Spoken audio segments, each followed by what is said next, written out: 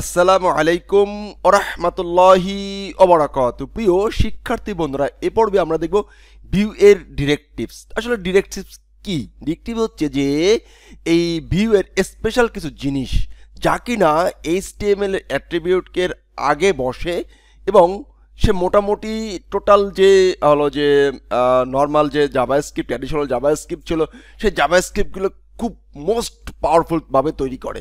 তাহলে এই সংজ্ঞা না বলে আমরা একটু চলুন দেখিয়ে আসি কিভাবে কি কাজ করতে পারি।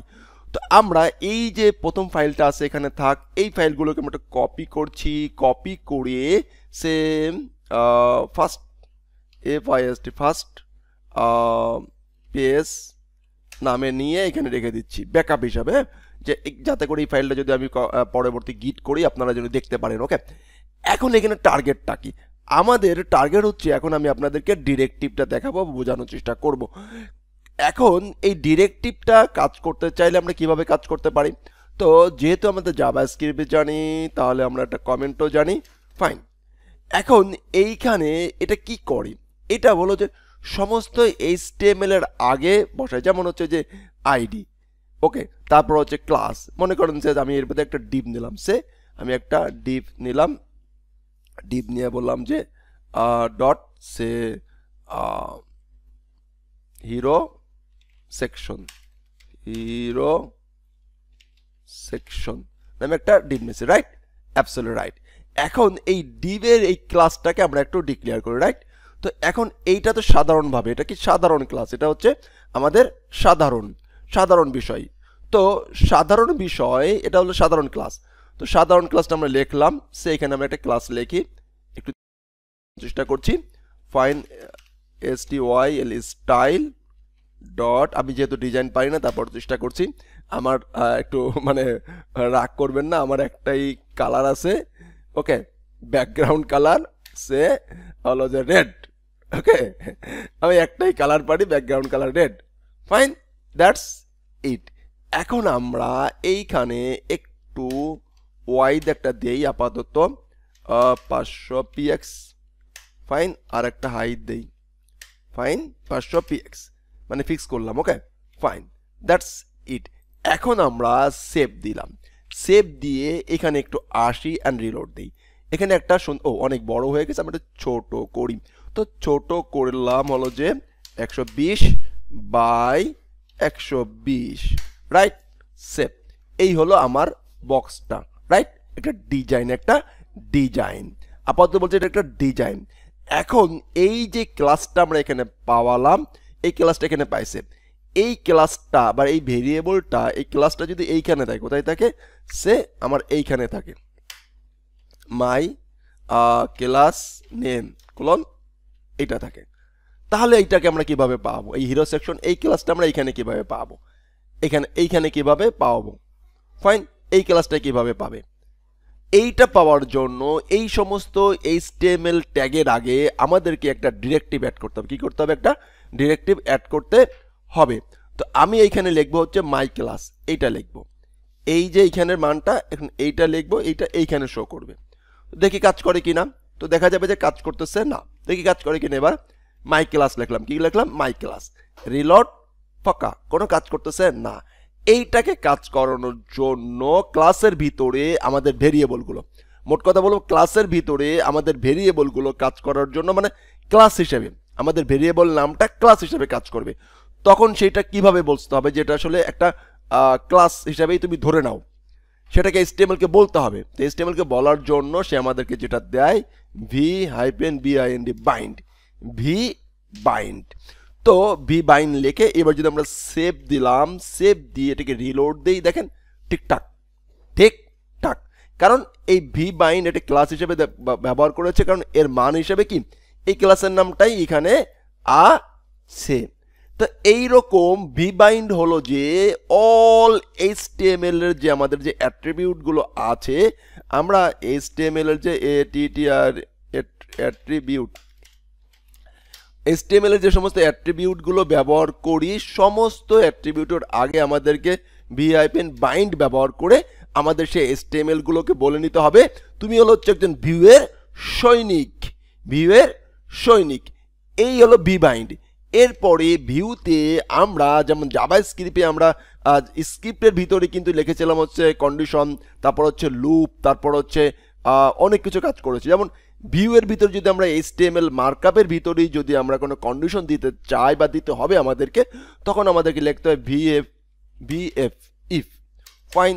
যদি আমরা কোনো হলো যে চাই, লুপ ঘুরাইতে চাই, তাহলে ভি ফর। আমি এগুলো প্র্যাকটিক্যাল দেখাবো, সমস্যা নেই। তো এরপরে যদি আমরা কোনো হলো যে কোনো ইভেন্ট ঘটাতে চাই, মানে ইভেন্ট মানে হচ্ছে অন ক্লিক, তো অন ক্লিক সেইখানে যদি আমরা এখন সাধারণত লিখি, আমি দেখাবো, একটু বলে নিচ্ছি। অন ক্লিক, তো অন ক্লিকে ভি অন লিখতে হবে, V on click, CLI click, এভাবে লিখতে হবে। ওকে, তো এটা বলে নিলাম আর কি, ভি অন। এরপরে যদি আমাদেরকে ইনপুট টাইপ থেকে ভ্যালু নেওয়ার জন্য আমরা জাভাস্ক্রিপ্টে বা PHP তে আমরা জানি হচ্ছে নেম ফিল্ড ব্যবহার করতে হয়, এখানে আমাদের দিতে হবে V model, V hyphen model. তো এই যে বিষয়গুলো আছে, এই বিষয়গুলোকে মূলত বলা হয় হচ্ছে কি, ডিরেক্টিভ। তো এই ডিরেক্টিভ নিয়ে আমরা স্টেপ বাই স্টেপ অনেক আলোচনা করব। আপাতত এই যে HTML এর আগে HTML এর যে অ্যাট্রিবিউটগুলো থাকে, সেই অ্যাট্রিবিউটগুলোর ভিতরে আমরা যে কোনো বিষয় আমরা অ্যাড করতে পারি। যেমন সে আমি যদি এইখানে একটা ইমেজ নিয়ে আসি, সে আমি মনে করেন যে সে, একটু খেয়াল করেন, সে এই ইমেজটাকে, ওকে ফাইন, আমি একটু খেয়াল করেন, এই ইমেজটাকে যদি এইখানে আমরা একটা ইমেজের ভিতরে রাখি, ফাইন, IMG ফোল্ডারের ভিতরে রাখলাম, রেখে বললাম যে কি, হাদি, HADI হাদি, ফাইন, রাখলাম। এখন এটাকে ওপেন করলাম, অথবা ভিউর MMG ভিতর থেকে প্রথমে একটু বের করে নিই, প্রথমে এটাকে বের করে নিয়ে আসি। খেয়াল করেন, খুবই গুরুত্বপূর্ণ এবং জনগুরুত্বপূর্ণ। Fine fine. এখন এই ইমেজটাকে আমি এইখানে শো করতে চাই, ইমেজটাকে এইখানে শো করতে চাই, তাহলে সেটা কিভাবে করতে পারি? তো শো করার জন্য আমরা যেটা জানি তা হলো কি, IMG ইমেজ ট্যাগ নিলাম, ওকে ফাইন, SRC এর ভিতরে হাদি PNGটাকে পাঠিয়ে দিলাম, দ্যাটস ইট। এখন আমরা এই দ্যাটস ইটটাকে কিভাবে করতে পারি একটু চেক করি, যে আমরা সাধারণভাবে যে ইমেজটা পাঠিয়েছি, গুড, এখন এইখানে তিনি ভেরি গুড করতে হবে, ইমেজটা পাইছে, ইমেজটা আসছে, বাট এখন আমি চাচ্ছি যে এই ইমেজের URL এখানে থাকবে না, এইখানে থাকবে হলো যে সে কি থাকবে, আমি বলছি ইউজার প্রোফাইল, ইউজার প্রোফাইল। এই ইউজার প্রোফাইল নামে আমার একটা ভেরিয়েবল আছে, ইউজার প্রোফাইল ক্লোন, এইখান থেকে মূলত এটা যাবে, এই ইউজার প্রোফাইল, এই যে ইউজার প্রোফাইল এইখানে থাকবে SRC এর ভিতরে, দেন সেইখান থেকে আমাকে এই ইমেজটা আবার শো করিয়ে দাও, যেভাবে আমরা ক্লাস নেমটা শো করেছি। এখন যদি এটাকে আমরা রিলোড দেই, তাহলে আর ফাস্ট করবে না, কারণ এইটা আছে নর্মাল HTML এর মতন। কে? নর্মাল HTML এর মতন। তো নর্মাল HTML এর মতন যেহেতু তিনি আছে, তাহলে এখানে কিভাবে কি করতে হবে একটু বলেন তো আপনারা অবশ্যই বলতে পারবেন। এটার আগে কি করতে হবে বলেন তো, এটার আগে bind ব্যবহার করতে হবে, bind। এইভাবে করে যে কোনো HTML ট্যাগকে আমরা আমাদের প্রয়োজনে দেখি ব্যবহার করতে পারি কিনা।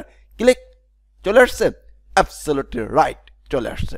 তাহলে এ পর্বে আমি মূলত ডিরেক্টিভ নিয়ে হালকা আলোচনা করলাম, এন্ড সমস্ত HTML অ্যাট্রিবিউট কিভাবে সেই অ্যাট্রিবিউটগুলোকে আমরা নিজের করে নিব, মানে হচ্ছে ভিউয়ের করে নিব, এই জিনিসটা একটু বোঝার চেষ্টা করলাম। তো নিজের করার জন্য শুধুমাত্র bind ক্লোন, আমাদের যত অ্যাট্রিবিউট থাকবে সেই অ্যাট্রিবিউটের আগে শুধু লিখবো bind ক্লোন, সেই অ্যাট্রিবিউটটা নর্মাল যে HTML যে আমরা পড়েছিলাম সেই অ্যাট্রিবিউটটা, কারণ আমাদের নর্মাল থেকে আমাদেরকে ভিউতে কনভার্ট করার জন্য বা ডিরেক্টিভ বোঝাই দেওয়ার জন্য মূলত এই কাজটি করতে হবে। তাহলে আশা করছি আপনারা এখন থেকে HTML এর যে কোনো অ্যাট্রিবিউটকে ভিউয়ের অ্যাট্রিবিউট হিসেবে রূপান্তরিত করতে পারবেন ইনশাআল্লাহ। তো আমি আপাতত এই ভিডিওর মাধ্যমে যে দুইটা এক্সাম্পল দেখালাম, ক্লাস